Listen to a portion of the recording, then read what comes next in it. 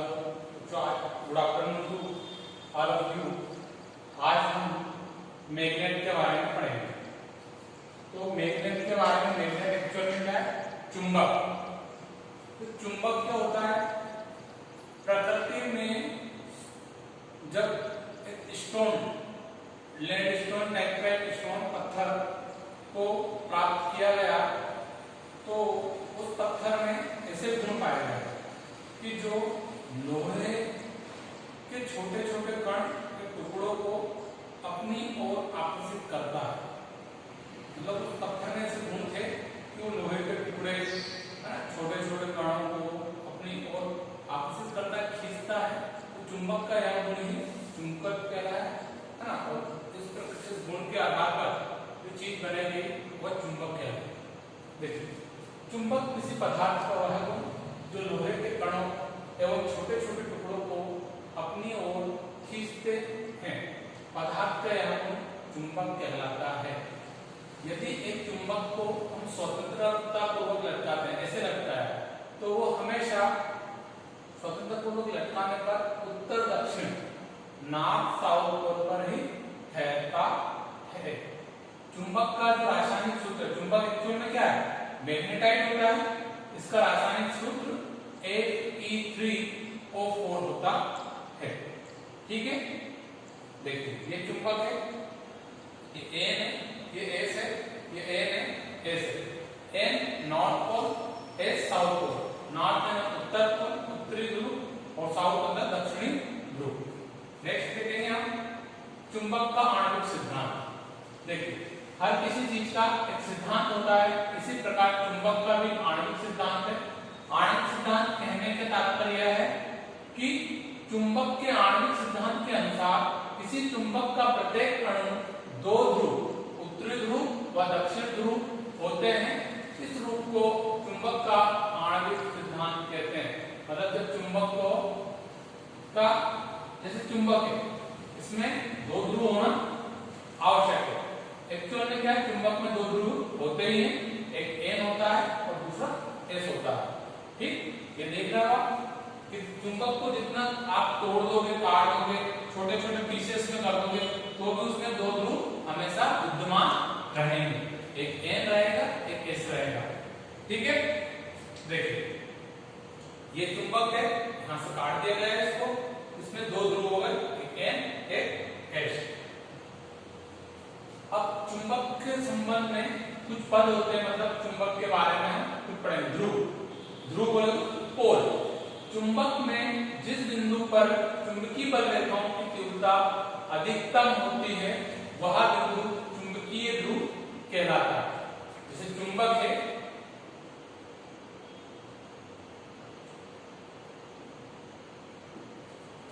चुंबक है, ये चुंबक है हमारा, एक N हो गया, एक S हो गया। ये दो ध्रुव होगा, N से S, N से S, N से S। ठीक, फिर N से S, N से S, N से S, है ना। मतलब ध्रुव सामान्य कहां पर है? यहां पर जाता है। तो हमने क्या पढ़ा है?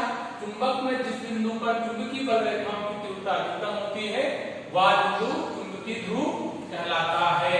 तो यहाँ पर सबसे ज्यादा चुंबकीय बल रेखाओं की संख्या, तो ये क्या कहलाया हमारा? चुंबकीय ध्रुव। ठीक है,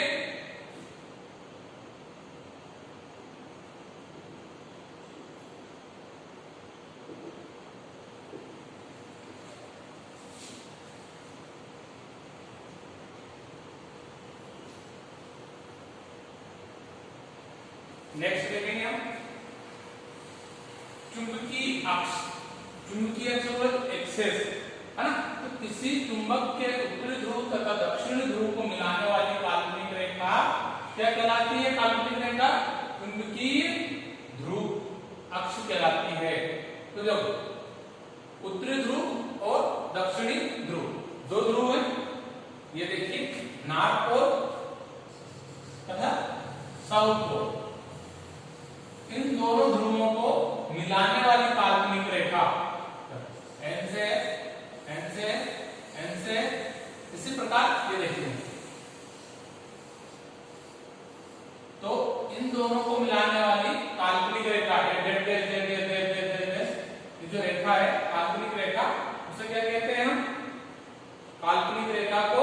क्या कहते हैं? चुंबकीय अक्ष कहते हैं। नेक्स्ट, चुंबकीय क्षेत्र। क्षेत्र की बात कर रहे हैं, तो किसी चुंबक के चारों ओर का वह क्षेत्र जिसमें चुंबकीय सुई द्वारा उसके प्रभाव का अनुभव किया जा सके, चुंबकीय क्षेत्र कहलाता है। देखो, एक चुंबक है, कोई भी चुंबक मान लो हम, ये चुंबक है, ये इसका ए, ये एस। तो किसी चुंबक के चारों ओर का वह क्षेत्र जिसमें चुंबकीय सुई द्वारा उसके प्रभाव का अनुभव किया जाए। यहां पर एक कंपास रख दो, ठीक, इस कंपास में एक सुई लगाओ, तो जिस तरह यह सुई विक्षेपित होती है ना, मतलब सुई जिधर खिंचाव होती है, विक्षेपित होती है, वह क्षेत्र क्या कहलाता है? हमारा चुंबकीय क्षेत्र। क्योंकि उस चुंबक दरी खींचेगी ना, जिधर जिधर चुंबकीय क्षेत्र रहेगा, ठीक है, तो वह क्षेत्र क्या कहलाया? चुंबकीय क्षेत्र कहलाया। नेक्स्ट पढ़ेंगे हम चुंबकीय उदासीन अक्ष। देखिए, अभी इससे पहला था हमने चुंबकीय ध्रुव के बारे में पढ़ा था, फिर हमने अक्ष के बारे में पढ़ा था, ठीक है। अब यह है हमारा उदासीन अक्ष। उदासीन से मतलब है कोई क्रिया नहीं होती है, तो चुंबक के केंद्र बिंदु से होकर जाने वाली तथा चुंबकीय अक्ष के लंबवत काल्पनिक अक्ष चुंबकीय उदासीन अक्ष कहलाता है। देखिए इधर, देखिए चुंबक के केंद्र बिंदु, ये केंद्र बिंदु है, ठीक है, से होकर जाने वाले चुंबकीय अक्ष के लंबवत, ये चुंबकीय अक्ष है, इसके लंबवत काल्पनिक अक्ष, ये काल्पनिक अक्ष है, ठीक, काल्पनिक अक्ष चुंबकीय उदासीन अक्ष कहलाता है। जो काल्पनिक अक्ष है यही क्या कहलाता है? चुंबकीय उदासीन अक्ष कहलाता है। इसी प्रकार चुंबकीय क्षेत्र होगा ना, अब देखिए चुंबकीय क्षेत्र में किसी चुंबक के चारों ओर का वह क्षेत्र जिसमें चुंबकीय सुई द्वारा उसके प्रभाव का अनुभव किया जाता है, वह क्या कहलाता है? चुंबकीय क्षेत्र। नेक्स्ट, चुंबकीय फ्लक्स। तो चुंबकीय फ्लक्स को कैसे प्रदर्शित करते हैं? कैसे करते हैं फ्लक्स को? फाई। चुंबकीय फ्लक्स को कैसे रिप्रेजेंट करते हैं? फाई। चुंबकीय क्षेत्र में किसी चुंबकीय बल रेखा के लंबवत तल में से गुजरने वाली चुंबकीय बल रेखाओं की कुल संख्या क्या कहलाती है? चुंबकीय फ्लक्स कहलाती है। कोई भी क्षेत्र विशेष है, ये मान लीजिए क्षेत्र है हमारा, ठीक, इसको कौन सा क्षेत्र कह दिया हमने? चुंबकीय क्षेत्र। अब यहां पर से जितनी भी बल रेखाएं गुजरती हैं, ठीक, ये चुंबकीय बल रेखाएं गुजरती हैं, तो रेखाओं के लंबवत तल में से गुजरने वाली चुंबकीय बल रेखाओं की कुल संख्या, ये कुल संख्या क्या कहलाई हमारी? चुंबकीय फ्लक्स कहलाया, ठीक है। चुंबकीय फ्लक्स की इकाई क्या होती है? वेबर। एग्जाम में पूछा जाता है चुंबकीय फ्लक्स की इकाई होती है वेबर, इसको डब्ल्यूबी से रिप्रेजेंट किया जाता है।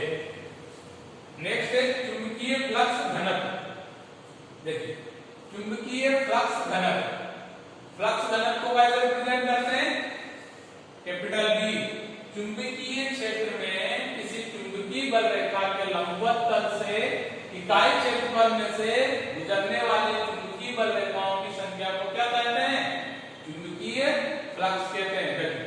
कोई भी चुंबकीय क्षेत्र हमने देखा था कि चुंबकीय क्षेत्र है, इसमें से गुजरने वाली बल रेखाएं, बहुत सारी बल रेखाएं गुजर रही हैं, तो गुजरने वाली बल रेखाओं के लंबवत तल में से इकाई क्षेत्रफल, किसी एक क्षेत्रफल में से गुजरने वाली बल रेखाओं की कुल संख्या क्या कहलाई? चुंबकीय फ्लक्स घनत्व कहलाती है। इसकी इकाई क्या होती है? वेबर पर मीटर स्क्वायर, ठीक। एग्जाम में बहुत पूछा जाता है प्रश्न, हमें ध्यान रखना है चुंबकीय फ्लक्स घनत्व की इकाई क्या होती है? वेबर पर मीटर स्क्वायर। इसको रिप्रेजेंट करते हैं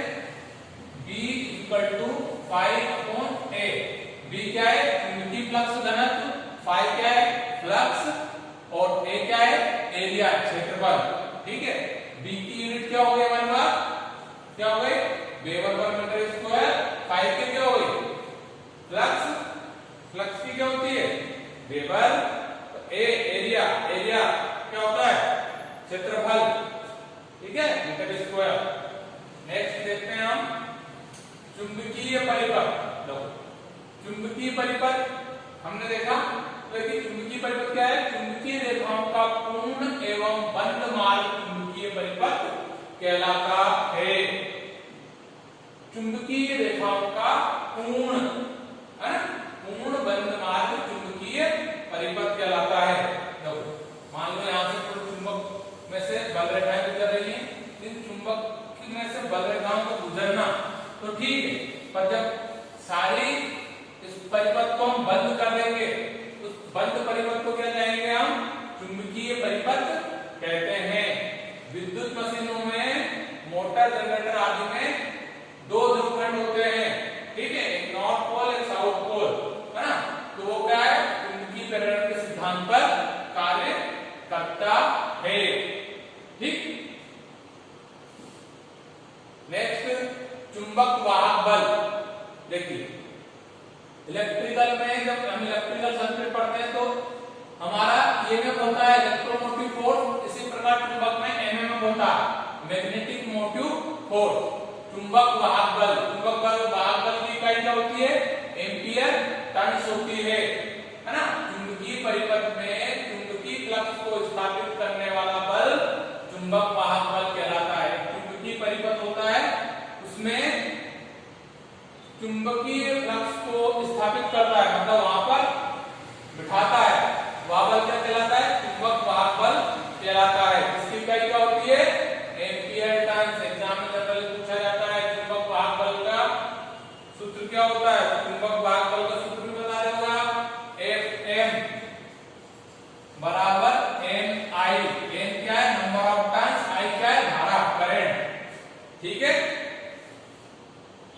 और जो Fm है इसकी इकाई क्या है? चुंबक वाहक बल की इकाई क्या होती है? एम्पियर टर्न्स होती है। नेक्स्ट देखेंगे हम रिलक्टेंस। क्या देखेंगे? रिलक्टेंस। विद्युत परिपथ में जो प्रतिरोध होता है उसका विपरीत में चुंबकीय परिपथ में रिलक्टेंस होता है। तो जिस प्रकार हम प्रतिरोध की परिभाषा क्या करते हैं कि जो धारा के मार्ग में रुकावट पैदा करे वो कारक क्या कहलाता है? प्रतिरोध कहलाता है। तो रिलक्टेंस के टर्म्स में क्या बोलते हैं हम? विद्युत परिपथ के प्रतिरोध के अनुरूप चुंबकीय फ्लक्स के मार्ग में, तो चुंबकीय फ्लक्स के मार्ग में रुकावट या बाधा पैदा करने वाला कारक क्या कहलाता है? रिलक्टेंस कहलाता है। इसकी इकाई क्या होती है? इसकी इकाई एम्पियर टर्न्स वेबर होती है। Rn बराबर Fm अपॉन फाई। Fm क्या है? चुंबक वाहक बल। चुंबक वाहक बल की इकाई अभी पढ़ी थी हमने, क्या होती है? एम्पियर टर्न्स होती है, बटे में फाई फ्लक्स, फ्लक्स की इकाई क्या होती है? वेबर होती है। नेक्स्ट चुंबकशीलता। यदि चुंबक, देखो चुंबकशीलता, यदि चुंबक के चुंबकत्व वाहक बल का मान स्थिर रहे तो, मतलब तो चुंबक वाहक बल का मान क्या रहे? स्थिर रहे तो चुंबकीय फ्लक्स घनत्व, चुंबकीय फ्लक्स घनत्व तथा चुंबकीय क्षेत्र के सामर्थ्य के अनुपात को क्या कहते हैं? हम चुंबकशीलता कहते हैं। इसे कैसे प्रदर्शित करते हैं? म्यू, म्यू बराबर B अपॉन H, ठीक है, म्यू बराबर B अपॉन H। इसको क्या कहा? चुंबक